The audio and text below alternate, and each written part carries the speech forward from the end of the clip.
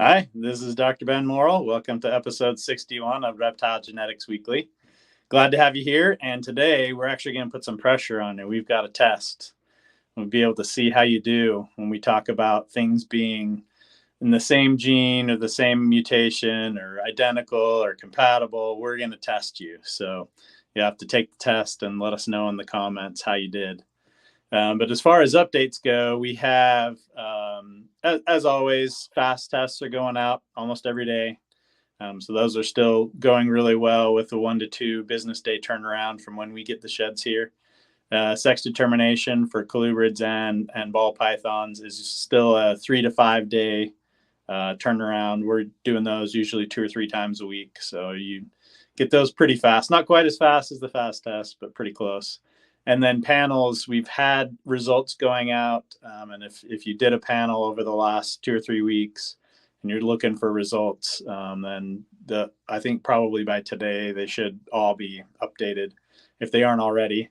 And then for the next round of panels will probably be about 2 weeks from now would be the next round. So lots of good stuff coming, lots of more research data coming as well for new tests. And for the ones that you all know we're working on and don't have quite yet, those are still rolling in each week and making progress. So, but yeah, with that, how are you doing, Kayla? Hey, Ben, I'm doing well. I am still trying to get my baby snakes to eat. Those of you with fresh babies sometimes know the struggle of getting those little stinkers to eat.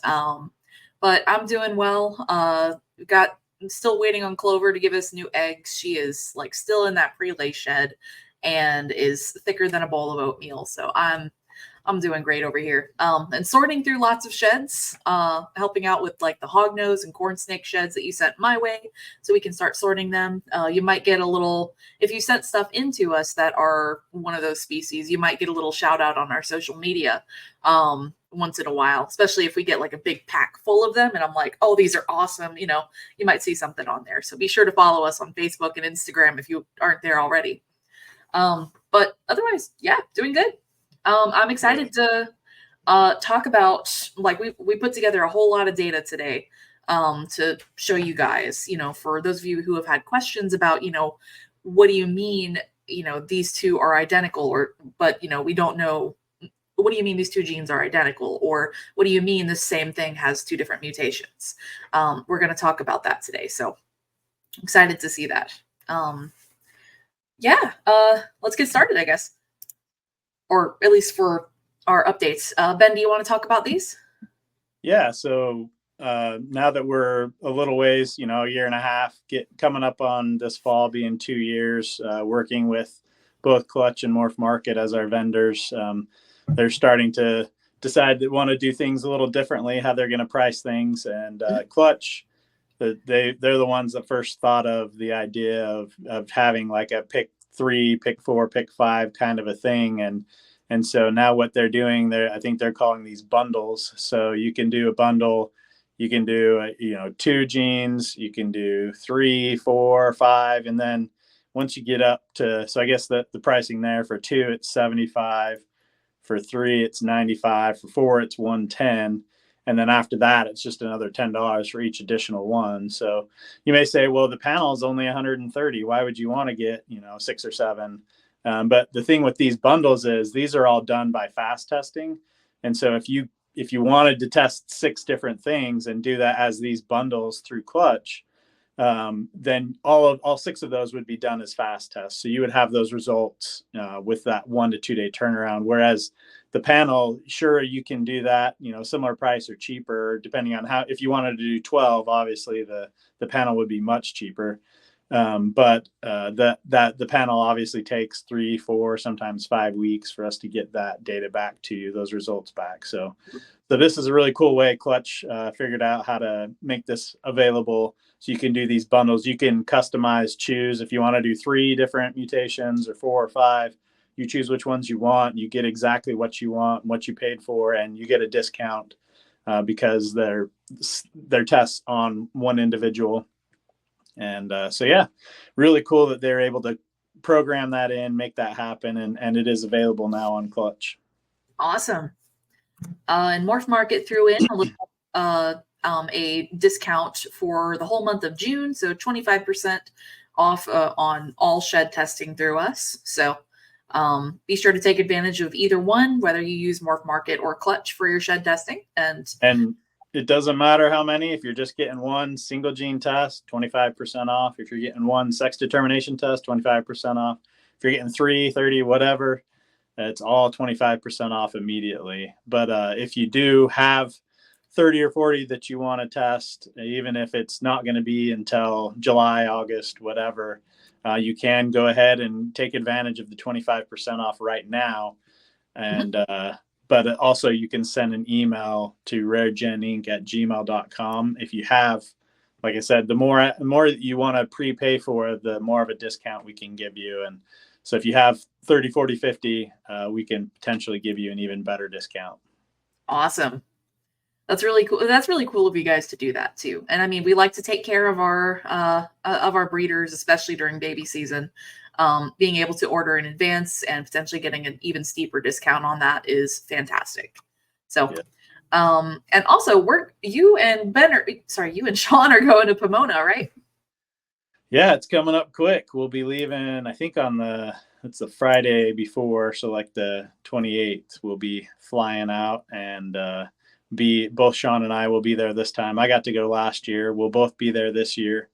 Cool. And we'll be near Dark Cloud Reptiles again. So if you came and saw our table last year there with Randy, we'll be right in that same area again. So come find us and say hi. And even better, if you can come the Friday night before, come to Tortugo Brewing and get some free beer. So we're set up. You let them know when you get there, you're part of the RGI group, and give you some free beer. Come say hi and talk reptiles and genetic testing, or both, or neither. You can talk about tortoises or whatever. I really love their logo too. How they've got like the tortoise's arms are actually little hops flowers. I think that's great. I love that. Really nice logo. Yeah. And I don't. Oh yeah, go ahead. I was just gonna say, Joe and his wife are awesome. They also are reptile breeders, and they're lots of fun to talk with as well. Yeah, and they're going to be at the show too. I don't remember the name of their brand. Kovac Reptiles. Kovac Reptiles, yeah. Yep. They'll actually be near you guys. Yes, they're going to be right near us at the show too. Their booth will be near Dark Cloud Reptiles as well. So that'll be sweet. Awesome. So we do have here, Ben, I'll let you handle this part with blood, using blood samples from freshly hatched eggs. Yeah. So this week there's a couple new ways that people have tested out to get DNA samples. So this is a cool one. Gray Rider Reptiles, Charlie posted this, and they had Steel City feeders. They sent in some blood from eggs. I assume you can reach out to Charlie or Steel City feeders and ask them the specifics, but I'd imagine this is as they're close to hatching, that, whether they're slitting the eggs or whatever, they're able to get a little bit of blood from the veins. Obviously, it's the veins of the egg, not of the animal. So you're not hurting the animal at all. It is completely non-invasive to the animal. But they're about to hatch anyway. Those veins just shrivel up and go away once the animal's breathing on their own.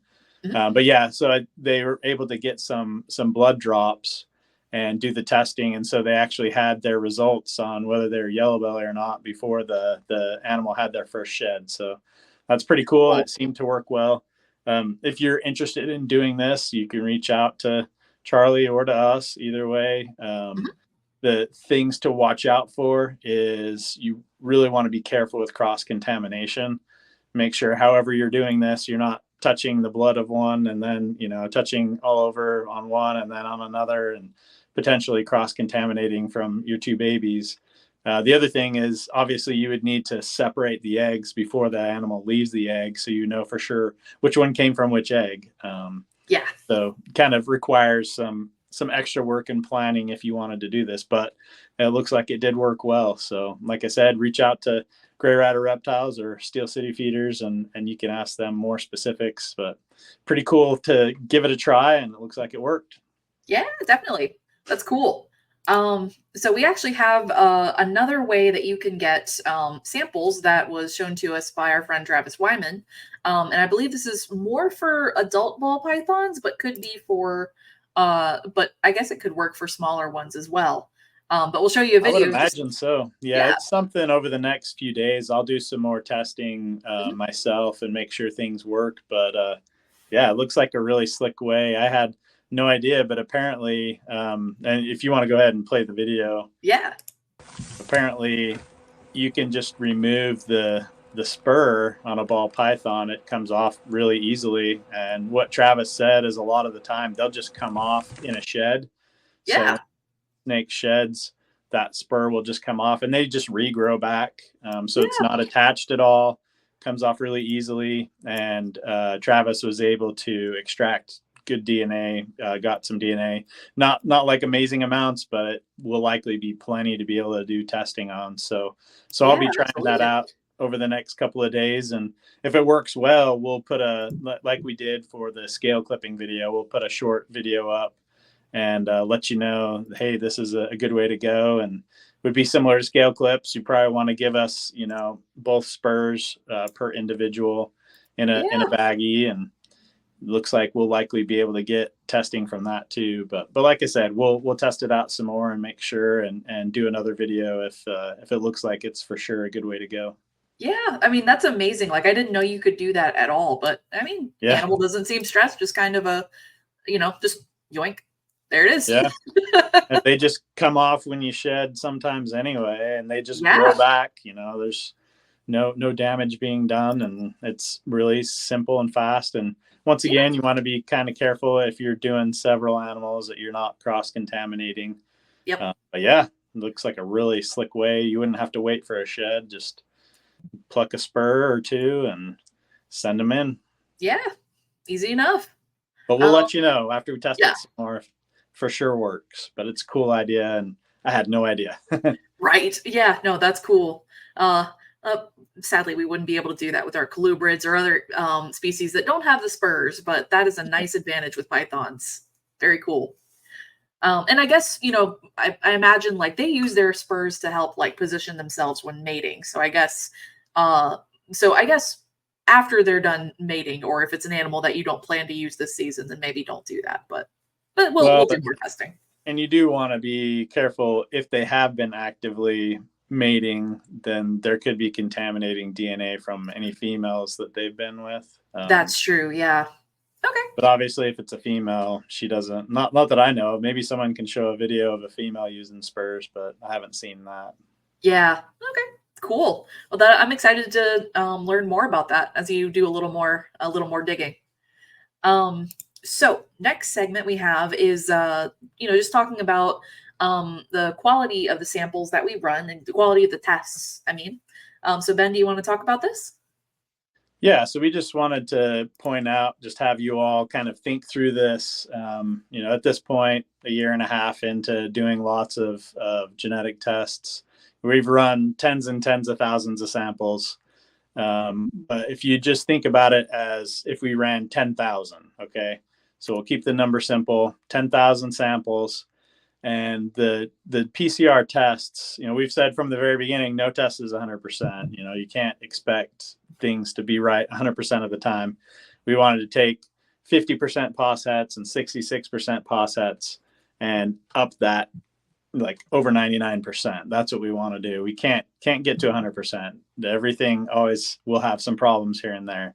Mm-hmm. But the PCR test itself, to be able to do the testing, in most cases is going to be over 99.9% correct. So yeah, that's good. So yeah, if we do 10,000, that means 9,990 are going to be correct.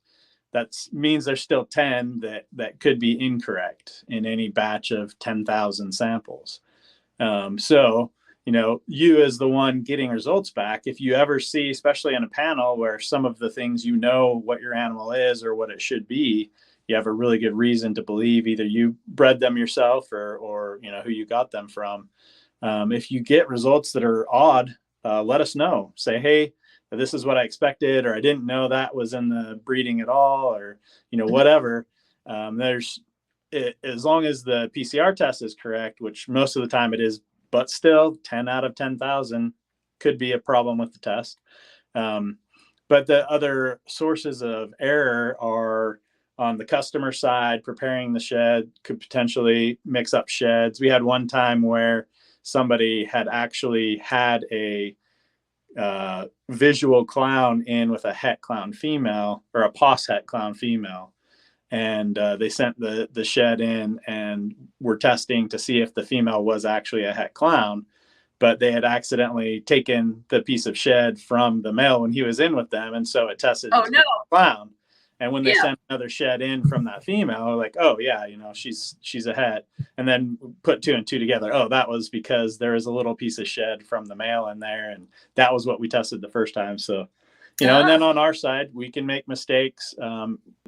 The test itself is very, very, very, very accurate. And then when you put people in, whether it's the customer or us on this side, some mistakes can happen. But in most cases, when I look at 100, I would say 99 out of 100 match expected results. But we do have some problems here and there. So once again, if we drop that when we take into account customer error and then our error on the RGI side, I still expect results to be about 99% correct. But like we said, if you have any question at all, if something pops up, just seems strange, unexpected, or just straight up doesn't make sense at all from how the animal looks, send us a picture, raregeninc@gmail.com. Send us a picture, say, hey, this is the order number, shed ID for this test, and this just doesn't make sense or is unexpected, or I didn't know this was in the parents. A lot of the time we'll ask you to send another shed, because if we run it in a second run and it's identical, the chances that if there was a mistake on our side or your side, that the exact same mistake would happen again is pretty much zero. So we'll rerun it for you. And then sometimes we'll ask, say, hey, do you have the sire, the dam? If it's some individual you produced, give us sire, dam, or if it's you still have access to somebody out that produced it. Because sometimes we can trace back, oh, it's het clown because this parent that happened with an animal from Bob Vu.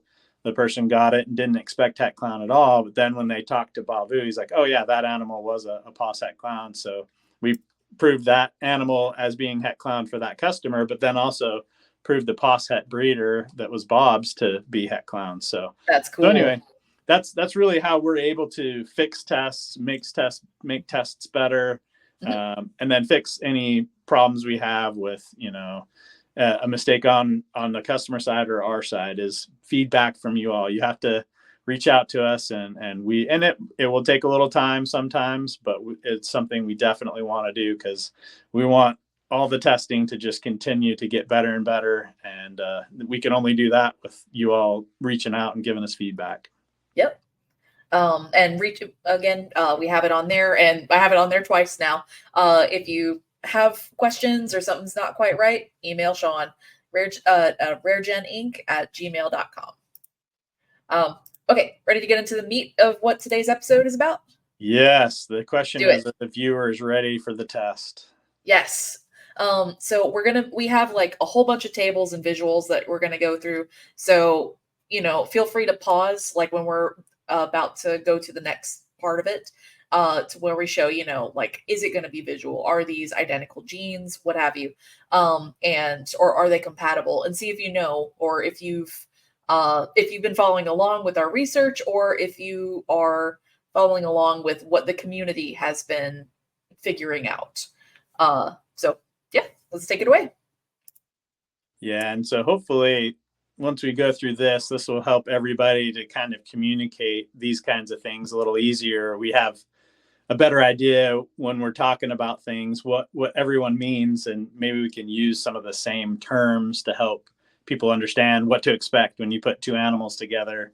If you understand these terms, it'll help you know, have a better expectation of what you're going to get. So Yeah. for the first comparison, we've got lesser and butter. So when we compare lesser and butter, first question is, are they an identical mutation? And the answer is yes. So it is literally the exact same DNA code. In this, well, I guess it's not published yet. We have to wait till Dr. Hannah Sadell publishes it. I won't say specifically what it is, but it is identical. Yeah. And then, are they compatible? Well, if they're identical, what do you think? They're going to be compatible? Yeah, they're going to be compatible. Are they in the same gene? So yeah, in this case, yeah, if they're identical, they're compatible, they're going to be in the same gene. And then, do they look identical? Well, when you're looking at the DNA code, it can't tell you that. So we got a question mark there. So that's something when it comes to looking identical. When we look at the A's, T's, C's, and G's, the code of the DNA, it can't tell us whether two things, even if they weren't identical mutations. We'll have some examples later that aren't identical mutations, but they're in the same gene. But we don't know if they're going to look identical until you breed them and make them, and then breeders compare. So question mark for look identical. All right. Okay. So what's our next comparison? Next, we've got lesser and special. All right. So lesser and special, is the mutation identical? What do you think? Pause if you want to guess. And no, not identical. And then, are they compatible? So yes, they are compatible, and that is because they are in the same gene. So we do know for sure from the work that Dr. Hannah Sadell and her students did that the special mutation and the lesser mutation, they're two different mutations, but they're in the same gene. So they are compatible. They are in the same gene. So yes, there. And then look identical. Hopefully you can get this one right because we just talked about it. Can the DNA tell us? No. So we can't tell you from the DNA code. Right. All right. So next we have yellow belly. So like we talked about in the episode where we discussed the yellow belly mutations. So this was work also done by Dr. Hannah Sadell and her students. We have two different mutations. One is a -1 and one is a -17.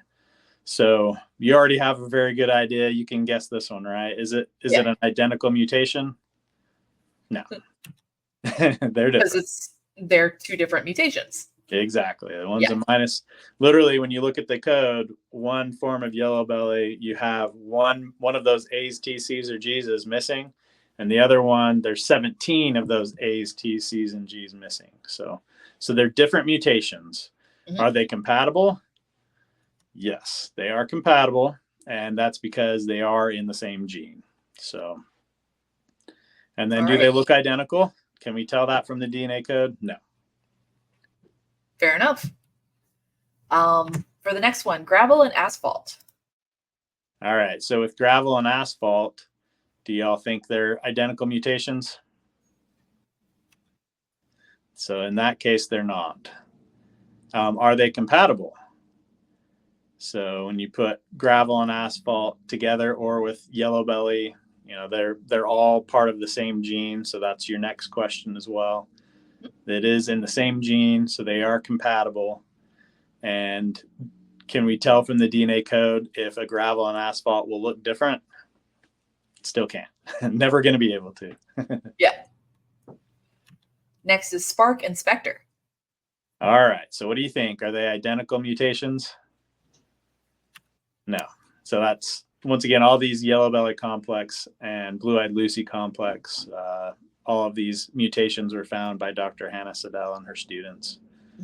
Are Spectre and Spark compatible? So yes, they do work together, act like a super. It's another way that we as breeders talk about them. They certainly do act like a super. And then, are they in the same gene? Yes. So Spark, Spectre, gravel, asphalt, yellow belly, all of those are all in the same gene. And can we tell from the DNA code if Spark and Spectre look identical? No.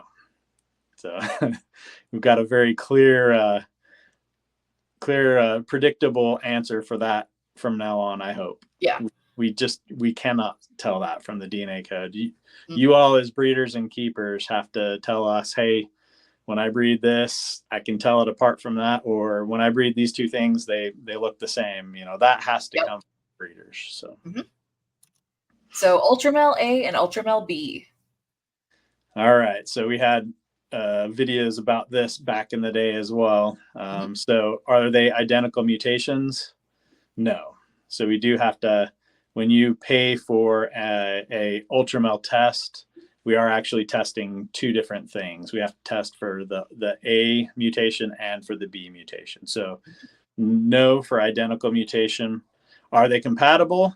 So if you have an animal that's Het A and Het B at the same time, it will be an Ultramel. And if you have one that's homozygous for A, it'll be Ultramel. If you have a homozygous for B, it'll be Ultramel. So that's why we say it's compatible. And that's a really good example with Ultramel A and B to help make that, that term. What do you mean when you say two different things are compatible?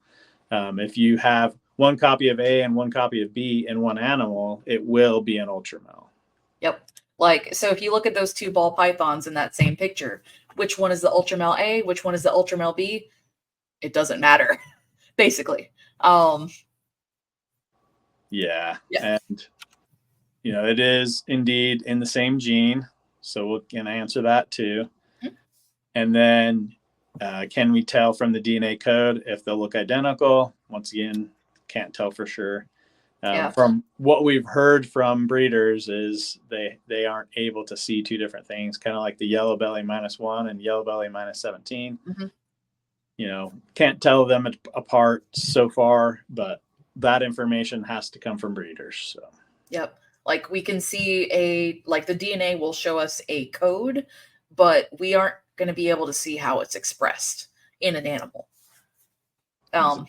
Unless we just have a bunch of pictures and we as breeders can determine if there is a difference that we can reliably tell for each of these genes. Yes. Or each of these mutations, I should say. So yeah. Next we have TSK and black Ags. All right. So are they identical? What do you think? So that's some brand new results that we got. We have found that they are actually an identical mutation is what makes TSK axanthic and a black axanthic. So if the mutation is identical, you think that they're, compatible? Well, yeah. Should be. So from a genetic standpoint, definitely should be. As you all as breeders start breeding TSKs to black axanthics, we fully expect that you'll see they are compatible. Yep. And since they're identical, they are in the same gene. And then if we're saying, can we tell from the code if they look identical? Once again, we don't know. Yeah. You have to figure that out as breeders. Next, we have TSK and VPI axanthic. So in this case, we have two different what we've referred to as lines or lineages of axanthic, TSK axanthic, VPI axanthic. So the first question is, are these two mutations identical? And we do know, no, they are not. So they require two different tests. Are they in the same gene? Are they compatible? I guess that's our first question. Are they compatible? And we know from people breeding and from the testing that that's a no. So they're not identical and they are not compatible. So if you have an animal that has Het for TSK and Het for VPI, it will not be axanthic. So that's different than what we talked about with Ultramel A and B.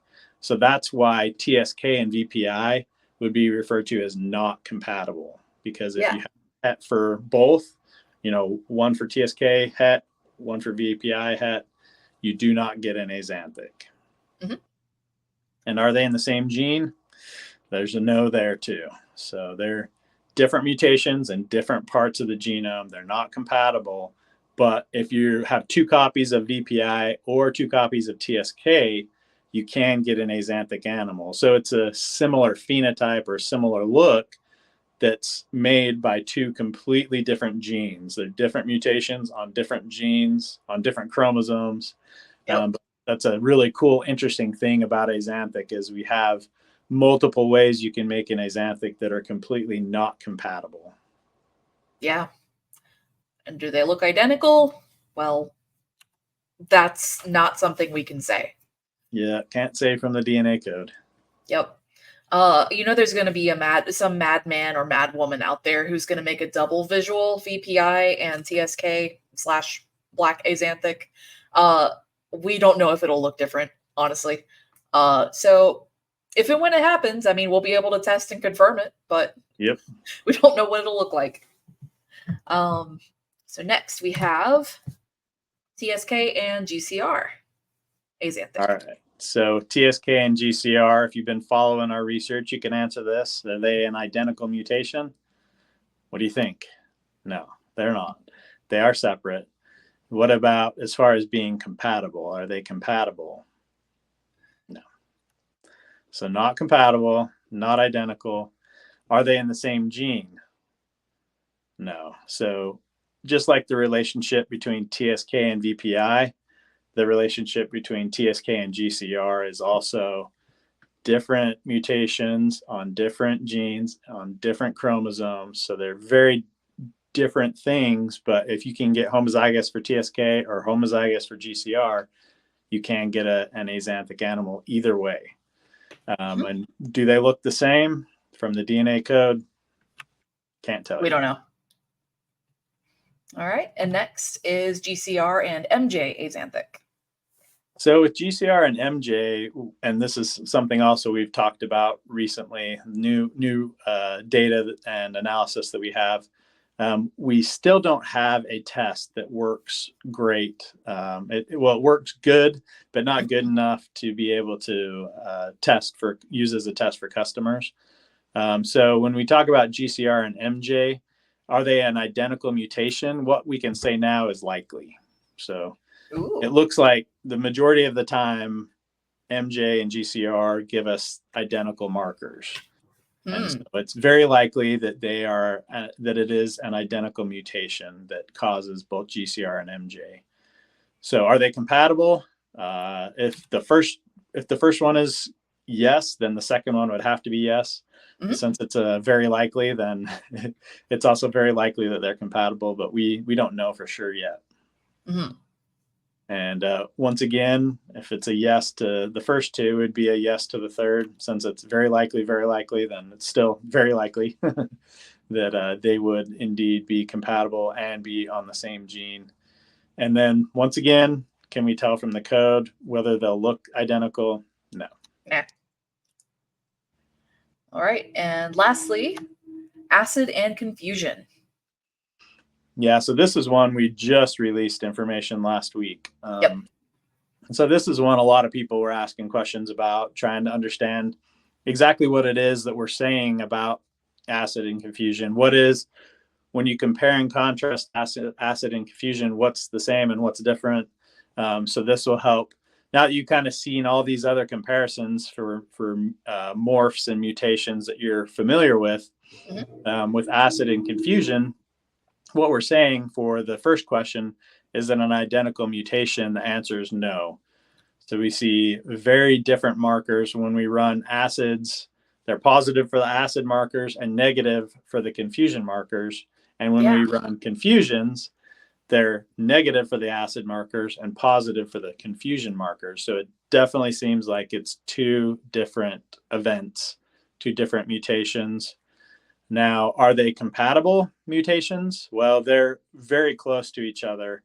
All the markers that seem to, be really good for both acid and confusion. So yeah, it's very likely that they are compatible mutations. And since they're really close to each other, it's also very likely that they're in the same gene. So that's so interesting. The reason why we have to say very likely for those 2 is because we don't have a test at a high enough percent for confusion.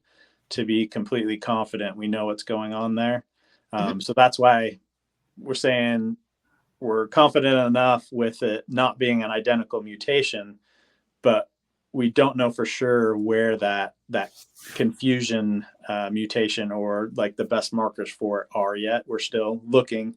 The Mhm. confusion tests that we have right now are like 80 to 90% correct. That seems to be a percent that we get stuck at a lot. So Mm. as we find out for sure what a good confusion test is, then we'd be able to answer those two questions more definitively. Right. Okay. And do they look identical? We can't say that from the DNA code. So that's kind of a big question. I've heard people say both ways. Yeah, I can tell an acid confusion apart, or no, they look the same. They're identical looking. Once again, that's going to come back to you as breeders. You'll have to let us know what you see. Those of you that have worked with a bunch of them, or if you have a bunch of acids and have a friend that has a bunch of confusions, and you kind of can put them side by side, that's the only way you can get that information. We can't get that from the DNA. Fair enough. So that will be an ongoing thing. We'll have to learn more about it as we go. But that's cool. Thank you for breaking that down. Hopefully, this answers some questions for those of you who have been curious, or who have been kind of felt a little in the deep end when we talk about these things. So share with folks who have this question. We kind of made this video so that whole section is able to answer questions for people when you're out there on your forums, on your comment sections, and hashing it out. So Yeah, and let us yeah. know how you did on the test. Let us know Yes. in the comments how you did, and let us know if this terminology makes sense and is helpful, or if there's another way to discuss things that would help, make it easier for people to understand. We're all ears. We just want there to be a good way for us all to communicate and understand what it means. So yeah, let us know if there's some other way people discuss this that helps you understand it better. Let us know. Yeah, definitely. So lastly, we have our shed donor shout out, and this one is very special to us. This is for the late Bob Crupi. Do you want to talk about how he contributed to our research? Yeah. So with the Pomona show being this month and me going for the second time, made me think of Bob. I got to meet him at the Pomona show last year. And Yeah. very, very nice. He spent quite a while talking with me at our booth. Very, very cool. He spent many years breeding reptiles, and very excited and still enthusiastic about everything. And unfortunately, he did pass away since that time. And Mm. so won't get to see him at this Pomona show, but Bob sent in piled multiple times. He sent in a whole bunch of, I remember probably the one that he sent the most in that we used fairly recently were TSK Axanthics. He sent in a whole bunch. It seems Oh like yeah. he had lots of animals with Axanthic and or albino in them, or different types of albino. So but yeah, very glad that I got to meet and talk with him. It's very infectious. That's one of the best things about shows, is you get to feel the enthusiasm and excitement that people have, and Bob had that big time. It was really fun Mm. talking with him, and I hope that all is well with his friends and family. And but just really wanted to say thanks. Very grateful that he took the time to send sheds in to help develop new tests. Definitely. And if you go to his morph market, he doesn't have any animals listed anymore, but you can see like a huge list. Like I pulled these pictures of these animals from his offspring groups, and there are just so many really nice pictures of what is basically part of his life's work with these animals. So it's really cool. It serves as kind of like his morph market page is kind of like a memorial to his work with his ball pythons. So it's really nice, definitely worth checking out. And we're really glad to have him as our shed donor shout out this week. But yeah, we got anything else for the end of the show, Ben? I don't think so. Thanks All for right, watching. Let us know how you did on the test, and the more feedback you give us, the better we can do. definitely. All right, we'll call that a wrap, you guys. Thanks for watching. As always, make sure you like, subscribe, comment, do all the things that get us out, get our our work out there to other people in the reptile hobby. And I guess we'll see you next week. All right, later, guys. Outro in 3, 2, 1.